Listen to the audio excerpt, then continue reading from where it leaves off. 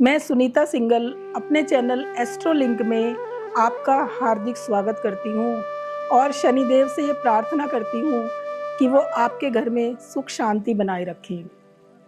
दोस्तों, आज का मेरा टॉपिक है डिप्रेशन। वैसे तो हमारे मेडिकल साइंस में डिप्रेशन के बहुत से इलाज हैं, लेकिन एस्ट्रोलॉजी में भी इसका एक कारगर उपाय है जो मैं आज आपको बताने जा रही हूँ। पहले आप ये समझ लीजिए कि ये डिप्रेशन होता क्या है। आज हमारे लाखों दर्शक ऐसे हैं जो डिप्रेशन का शिकार हैं। उनके पास सब कुछ है जीवन में, लेकिन वो फिर भी उन्हें ऐसा लगता है कि कुछ नहीं है और वो डिप्रेशन में चले जा रहे हैं। हमारे शास्त्रों में कहा गया है कि जब व्यक्ति मानसिक तनाव से गुजरता है तो उसके मन में नेगेटिव एनर्जी का समावेश हो जाता है। ऐसा व्यक्ति अपने जीवन से निराश होने लगता है। उसे हर समय ये ऐसा डर सताने लगता है कि ना जाने उसके जीवन में क्या होने वाला है, और वो हमेशा नेगेटिव सोचता रहता है। कई बार तो ऐसा होता है कि व्यक्ति डिप्रेशन में आकर अपने जीवन को समाप्त करने तक का सोच लेता है। ये डिप्रेशन जो है ये होता क्यों है? डिप्रेशन दशाओं से भी हो सकता है, अंतर दशाओं से भी हो सकता है, प्रत्यंतर दशा से भी हो सकता है और गोचर से भी हो सकता है।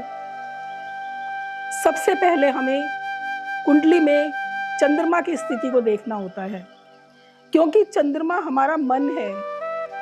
और क्या हो सकता है कि पूर्व जन्म में हमने किसी का मन दुखा दिया हो, या फिर हो सकता है कि हमने जाने अनजाने में कोई ऐसा कार्य कर दिया हो कि उस दूसरे के व्यक्ति के मन को पीड़ा पहुंचा दी हो हमने। इसके अलावा जो आपकी कुंडली है उसमें भी देखना होता है कि चंद्रमा की स्थिति क्या है। कहीं चंद्रमा नीच का तो नहीं होके बैठा हुआ, या पाप ग्रहों के साथ तो नहीं बैठा हुआ, गलत घर में तो नहीं बैठा हुआ, या पाप ग्रहों की दृष्टि तो उसके ऊपर नहीं है। पाप ग्रह होते हैं राहु, केतु, शनि और मंगल। अब इसके अलावा चंद्रमा अगर शनि जी के साथ बैठता है तब ये दोष लगता है। अगर चंद्रमा सूर्य के साथ बैठेगा तब ऐसा होगा, और अगर चंद्रमा राहु केतु के साथ बैठेगा तब भी व्यक्ति डिप्रेशन में चला जाता है। और अगर हमारी कुंडली का जो लग्नेश होता है, लगन का जो स्वामी होता है, अगर वो ही नीच अवस्था में बैठ जाता है या फिर गलत घर में बैठ जाता है, तब भी व्यक्ति डिप्रेशन का शिकार हो जाता है। डिप्रेशन कई तरीके के हो सकते हैं। किसी व्यक्ति का व्यापार नहीं चल रहा तो उसको डिप्रेशन हो जाता है। किसी की नौकरी छूट गई है तो डिप्रेशन हो रहा है।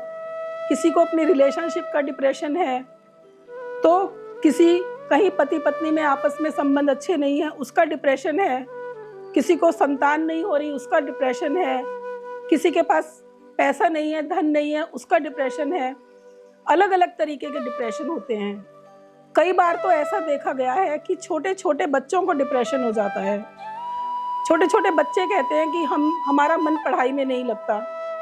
माँ बाप इतने दुनिया भर के पैसे लगाकर उनको पढ़ाते हैं, उन्हें कोचिंग दिलाते हैं, लेकिन जो माँ बापों की एक्सपेक्टेशन होती है वो बच्चे पूरी नहीं कर पाते, और बाद में पता चलता है कि बच्चे पढ़ाई में बिल्कुल जीरो हैं।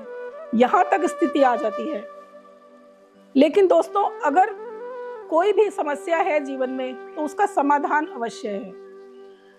आज मैं जो आपको एक उपाय बताऊंगी, अगर आप उस उपाय को कर लेते हैं तो 101% आपके जीवन से ये डिप्रेशन हमेशा के लिए चला जाएगा। आपको करना क्या है? 101 बेल पत्र लेने हैं।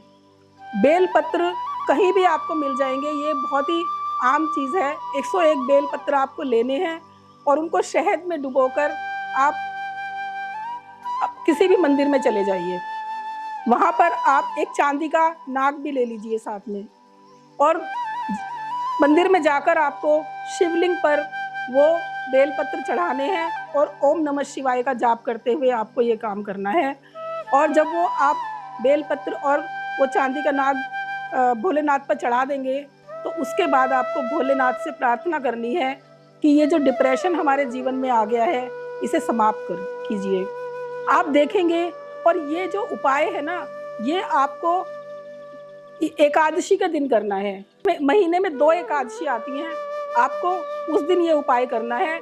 और अगर आप देखिए कि महीने में ही आपको फर्क नजर आने लगेगा और ये जो आपके जीवन में समस्या आ गई है, ये धीरे धीरे आपके जीवन से खत्म हो जाएगी। अंत में, अगर आपको ये वीडियो पसंद आई हो तो आप मेरे चैनल को सब्सक्राइब कीजिए, लाइक कीजिए, और अगर आप अपनी कुंडली का विवेचन मुझसे कराना चाहते हैं तो नीचे दिए हुए नंबर पर कांटेक्ट कीजिए।